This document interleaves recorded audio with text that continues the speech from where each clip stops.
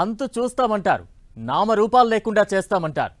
ఇంకొన్ని గంటల్లో వినాశనమే కాస్కో అని సవాల్ విసురుతారు. ఉన్నట్టుండి యూటర్న్ తీసుకుంటారు.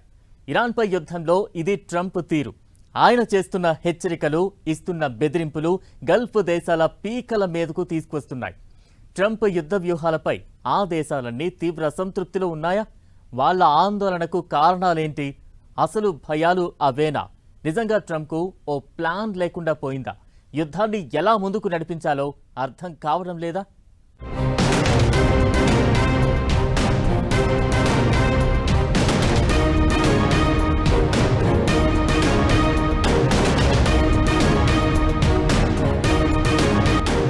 రోజుకో మాట, పూటకో వ్యూహం.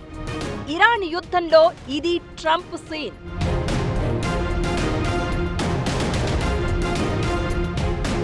ట్రంప్ వ్యూహాలపై గల్ఫ్ దేశాల అసంతృప్తి. ట్రంప్ తీరు వాళ్ల ప్రాణం మీదకు తెస్తోందా? గల్ఫ్ దేశాలన్నీ అదే తీరుతో ఉన్నాయా? గల్ఫ్ దేశాల అసలు భయాలు ఏంటి? ట్రంప్ ఎప్పుడు ఏం చెప్తాడో, ఏం చేస్తాడో, ఎవరిని టార్గెట్ చేస్తాడో అంచనా వేయలేం అంత ఈజీగా. టెంపరితనం పీక్స్ లో ఉంటుంది ఆయనకి. టారిఫ్ల నుంచి దేశాల మీద దాడులు, దేశాధినేతలపై తిట్ల పురాణం వరకు ఇలానే కనిపిస్తూ ఉంటుంది ట్రంప్ తీరు. సాకులు చూపించి మరీ స్టార్ట్ చేసిన ఇరాన్ యుద్ధంలోనూ ట్రంప్ ఇలానే కనిపించారు.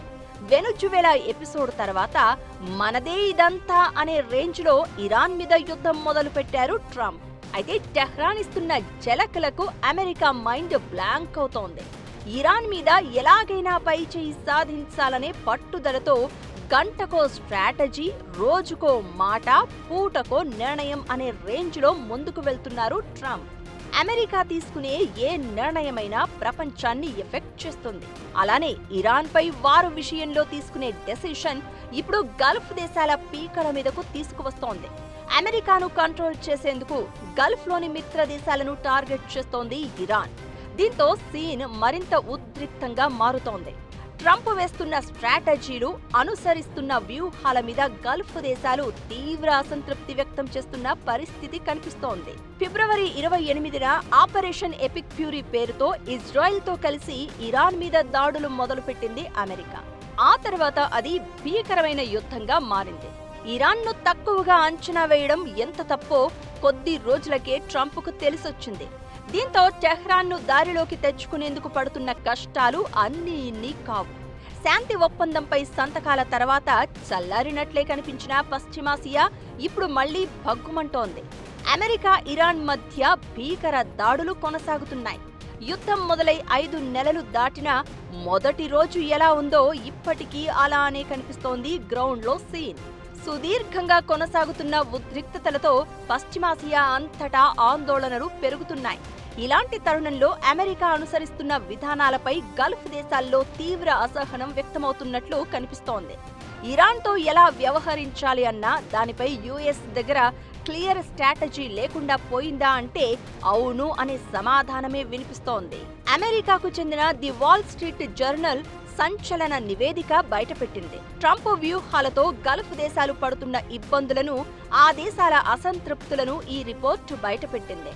అమెరికా, ఇరాన్ మధ్య దీర్ఘకాలంగా ఉద్రిక్తతలు కొనసాగుతున్నాయి.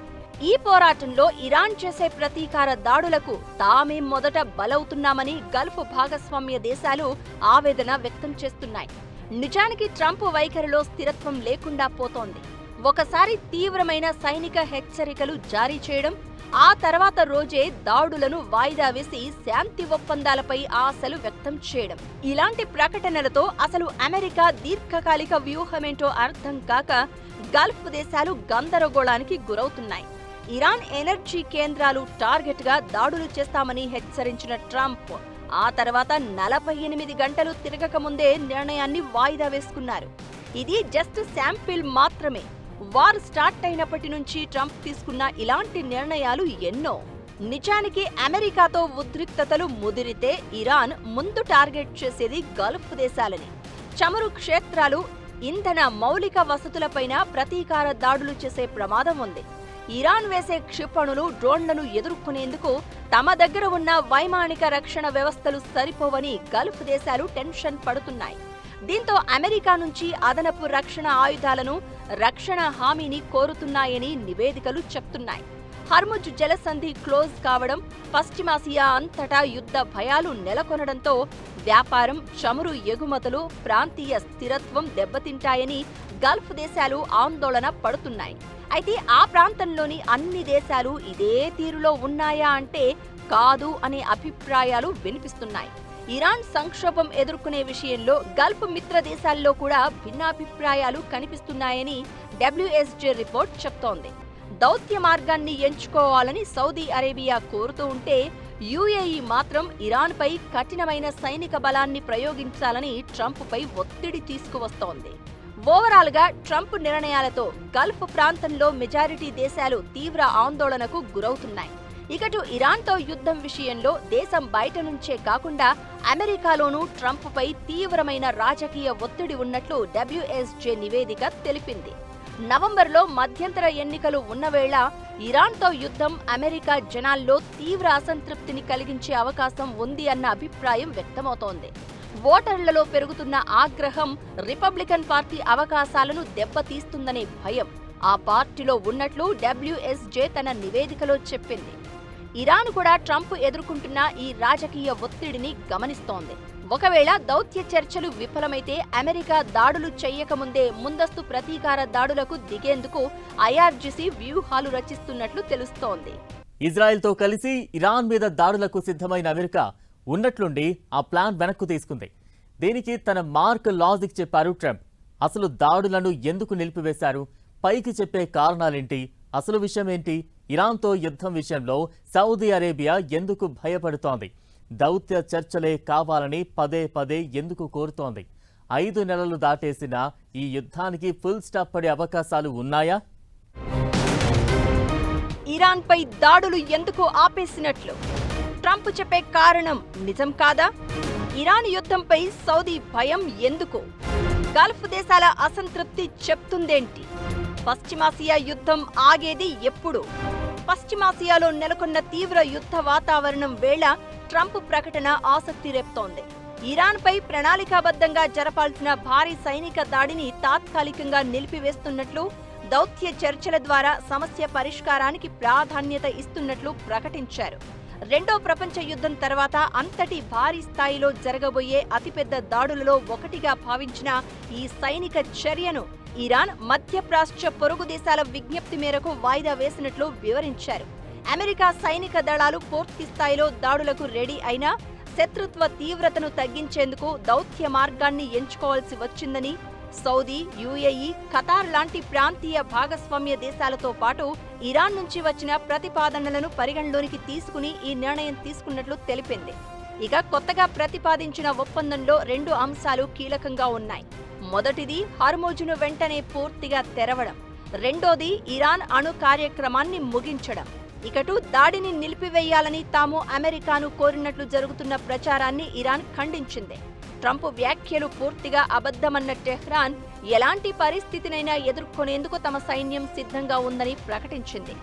అయితే హర్ముజ్ విషయంలో ఒమన్ ద్వారా కొత్త రవాణా మార్గంపై ఒప్పందం కుదుర్చుకునేందుకు ప్రయత్నాలు జరుగుతున్నట్లు ఇరాన్ ప్రకటించింది.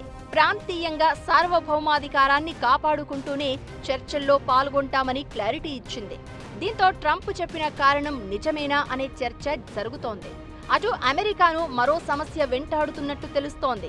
US పేట్రియాట్ క్షిపణి నిరోధ వ్యవస్థల నిల్వలు వేగంగా తగ్గిపోతున్నాయి.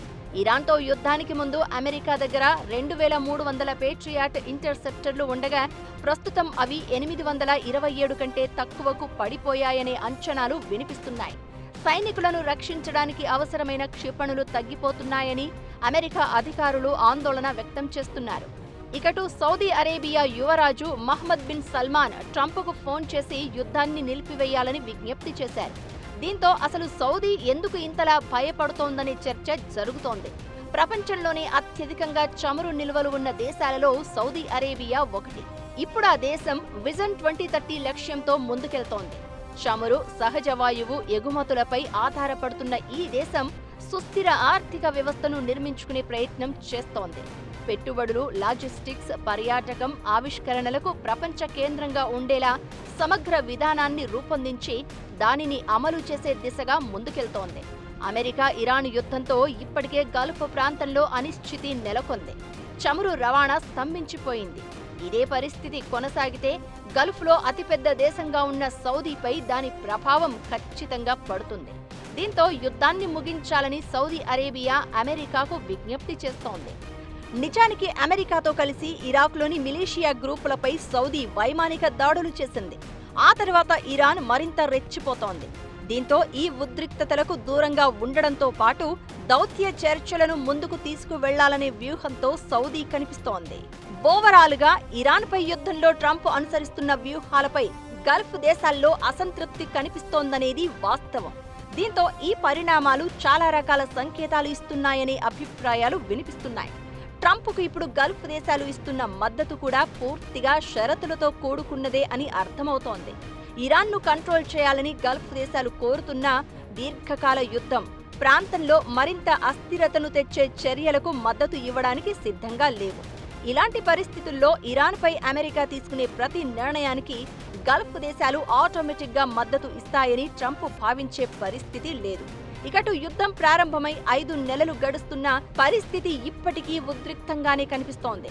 హర్ముజ్ జలసంధిని ఎలా నిర్వహించాలనే విషయంలో అమెరికా, ఇరాన్ మధ్య స్పష్టమైన ఒప్పందం కుదిరే వరకు శాశ్వత శాంతి సాధ్యమయ్యే అవకాశం తక్కువ అనే అభిప్రాయాలు వినిపిస్తున్నాయి.